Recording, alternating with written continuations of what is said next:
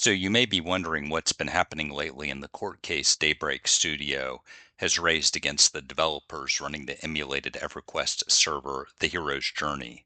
The last couple weeks we've had statements in various forms from all parties involved, so let's dive in and see what they had to say. First, we have an ongoing motion by Daybreak to preliminarily enjoin THJ, or in other words, close the server while the litigation is ongoing. THJ's main arguments against the injunction seem to be, first, both public comments from the studio praising the work of other emulator developers and the studio's view that they weren't a problem, as well as new testimony from Jeff Butler, a previous EQ producer, much to the same effect, and second, that the studio had not acted with sufficient urgency. If you want more details on those points, I covered them a bit more thoroughly in the link on your screen. Daybreak refutes all of that in the most recent response.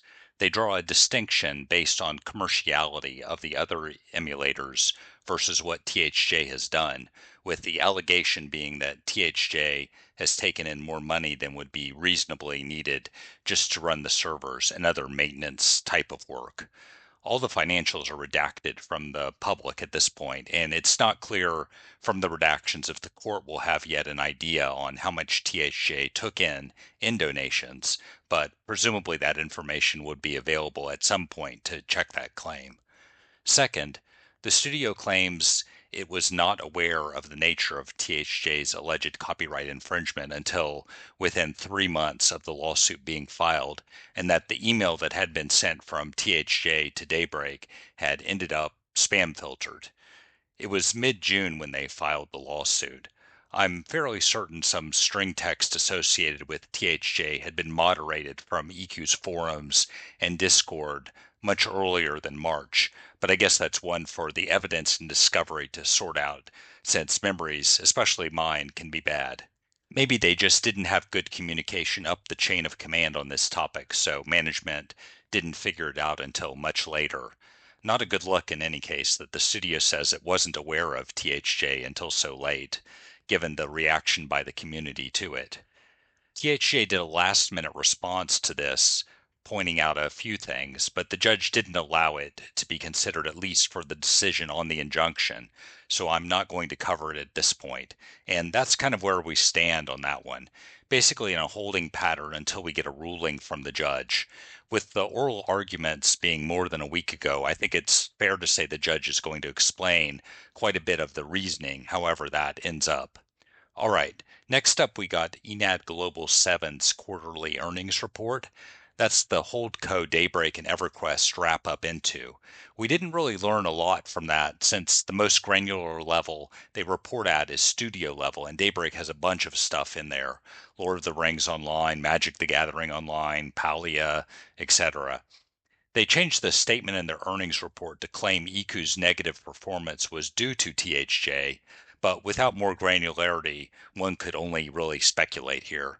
That last sentence here is a bit concerning, acting like the game's popularity is completely out of their control until a court rules in their favor isn't really what players are going to want to hear about after their last TLP had some obviously going to be unpopular rules. I suppose that's just where we are with their ability to advance the franchise at this point. Maybe just increase the bizarre cap a little bit. That'd help a lot, guys. All right, the last entity we heard from recently was the THJ team, and they filed a new motion to compel arbitration.